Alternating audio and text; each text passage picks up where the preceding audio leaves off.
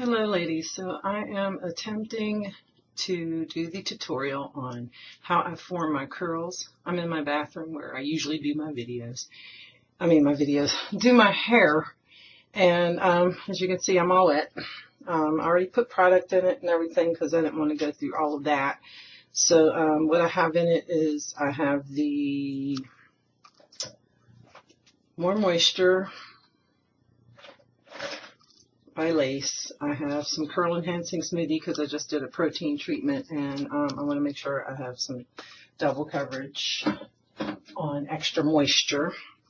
And I used my cocoa curls because, like I was telling you, I used my buttercreams, especially when I want to form my curls. They're great for just a plain wash and go, but they work for that too. And my flaxseed gel. Sorry that I keep leaving Buck to bend down to get the stuff.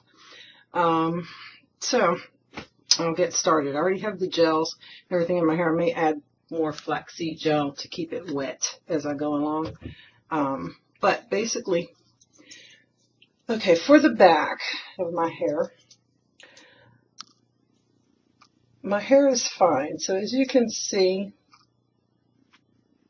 it separates into small sections. My hair doesn't clump very much, so I make them a little bigger by just taking them down in pieces and just running my fingers down them. I could do the forming of the curls throughout my whole head, but that would be extremely time consuming. So for the back of my hair, I mainly just do this and take pieces and smooth them to clump the curls, because otherwise it's just they're so small and they're not coily enough for you to see them as individuals. They just end up kind of looking like a fro. So this is what I do for the back of my hair, basically.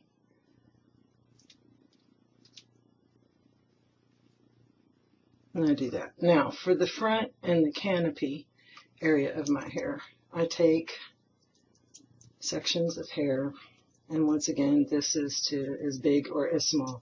But for the look that I had, I did them a little smaller. Now for the very front, I do a bit of a twist like I'm going to do a coil. And I just pull my finger down and I do this. Hold it for a second, let it go. And you can see how it's clumping it and forming a curl. I only do it to the root in the very front, so I don't have a whole lot of frizzies. Pull it down, roll it around, let it go. And I'm doing this on my little laptop webcam, and it's choppy when I look at it, but so I'm hoping you're getting this because I can't tell. So I'm going to do quite a few here. This is closer to the front, so I'm going to coil it a little bit. Pull my hair down, just wrap it around my finger. Smooth it, wrap it. And as you can see, once you get past the parts where you have to do them so small, it gets faster.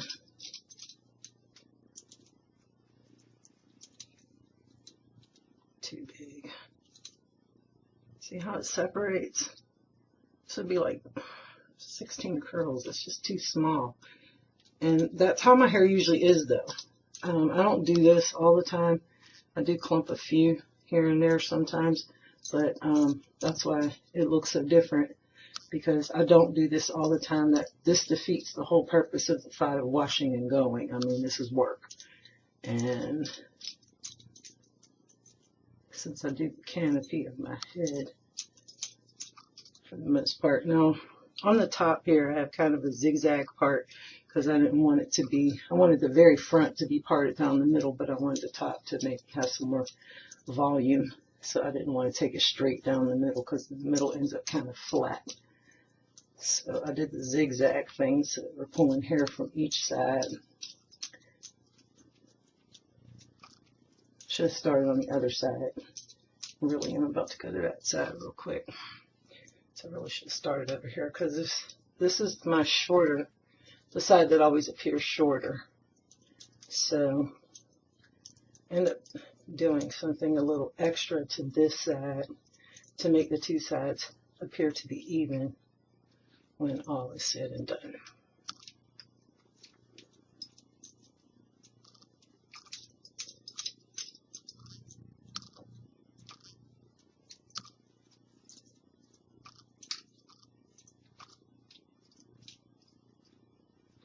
Now the thing with this is it works really well for me, but you may have to, for some people when they're doing their coiling, it doesn't turn out as well.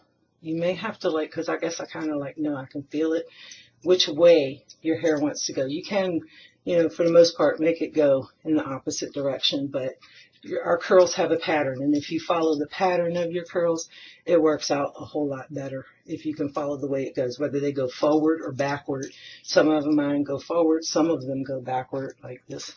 In this area, usually I have to do a couple going this way because that's the way my hair wants to, it'll form a better curl if I take it in the direction my hair naturally wants to go.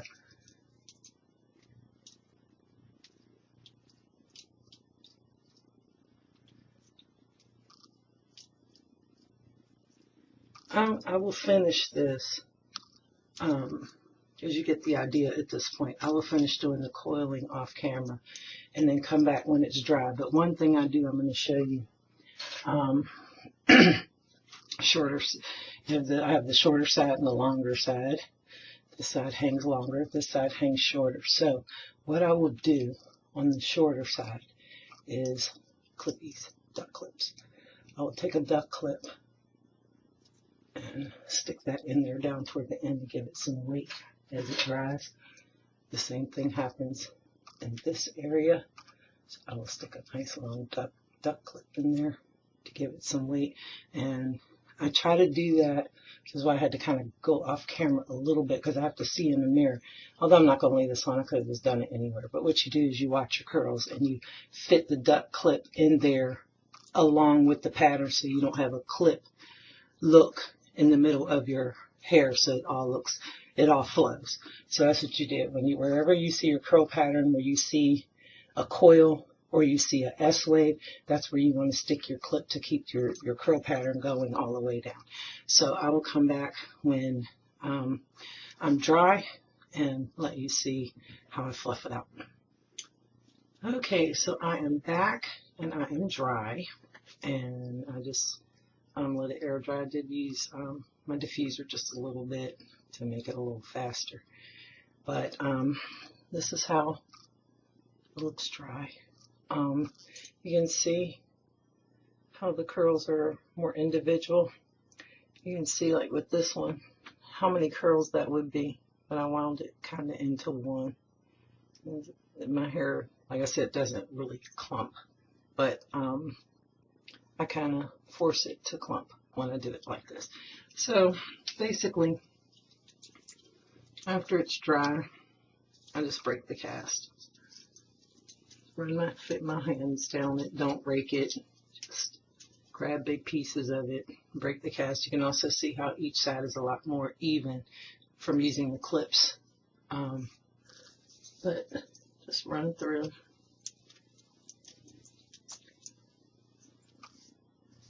Break that cast and fluff it out.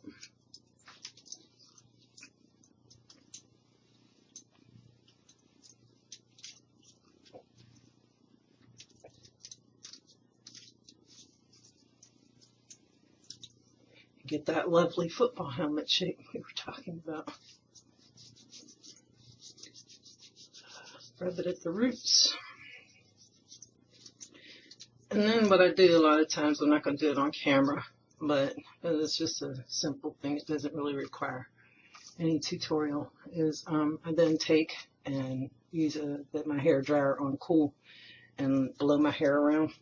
Then I'll hang upside down and blow my hair in order to like get volume, especially when you have fine hair. One of the tricks of the trade is to, like, you want this side to hang this way, so you want to blow it this way. When you're blowing it, you want it to go that way, and then when it comes back, you'll have more volume. Even just pulling your hair that way when you're breaking your cast pulling it in the opposite direction for a second and bringing it down. See how much volume that can give you. It's just the opposite direction thing works really well for adding volume to any hair, but especially for us thin, fine-haired ladies, because we have a harder time getting that fluff. So, like I said, I'll tweak it a little bit.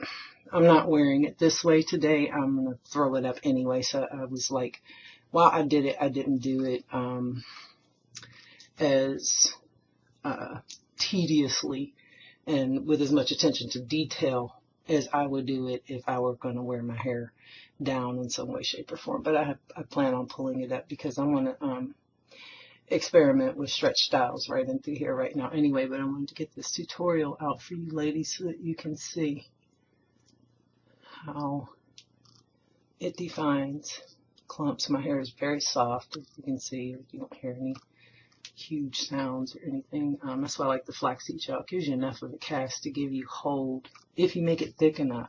That is the thing. The key with flaxseed gel is how thick or how thin you make it, how long you boil it.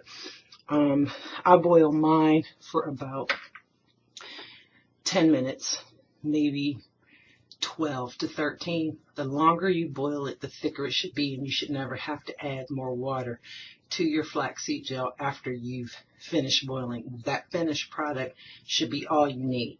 You shouldn't have to thin it out with water or anything like that. Your oils should thin it and make it nice enough for it to be used in a pump bottle or however you like to use yours in a jar.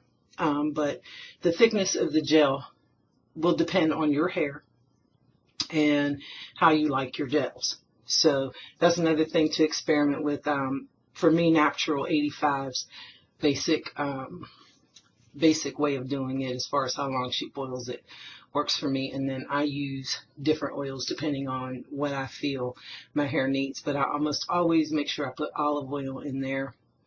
I always use aloe vera gel in my flaxseed gel, and usually a drop or two of castor oil to give it a nice sealing quality, because castor oil is heavy, gives a nice sealing quality. And then from there, I tweak it how I want to. I'll use jojoba, I'll use my broccoli seed, I'll use my carrot seed. I like the broccoli seed because then it also helps act as a cone and makes your flaxseed gel give your hair a nice shine. So I usually put a little bit of that in there, and you only need little bits like the jojoba and castor. And I put vitamin E in my flaxseed gel all the time. I mean, the olive oil, I put a nice bit of that in there, like I said, and then about half of the amount of olive oil I'll use of castor. But this is it, ladies. Comes up pretty defined with form curls. If you look at my other videos, most of my other videos, I did not form my curls, so you'll be able to see the difference. They're also more elongated when I don't define them, and my hair just has an overall curly look to it, but nothing. I don't have great definition because my strands are not just because they're fine, but because they're separated. So they separate into whole bunches of little itty bitty curls. If I did not do this, some of these would not be whole curls. They'd be a whole bunch of little ones just all separated. So I usually do this in some way, shape, or form, a little bit in my hair where I'll use bigger sections and twirl it around 2 fingers just to clump, and then I'll separate it, just like I did, when I break the cast, they'll separate, and that'll give me a little bit more definition too. Like I said, it's not that I don't have coils, it's just that they don't show. They're so small that once all together, it just ends up looking like a jerry curl. And that's not the look I'm going for. So that's it. I hope I did this well enough. This is my very first tutorial, so any mistakes, please forgive me. Thank you, everybody, for watching. I've been really enjoying doing this. I cannot believe the amount of subscribers I have, and I know I have Ty Crable to thank for that, because she's referring people to me, and I love you, Ty. I love you. Thank you so much. When you gave me the shout out in your last video, I was like outdone. So I'll talk to you ladies soon. Have a good day.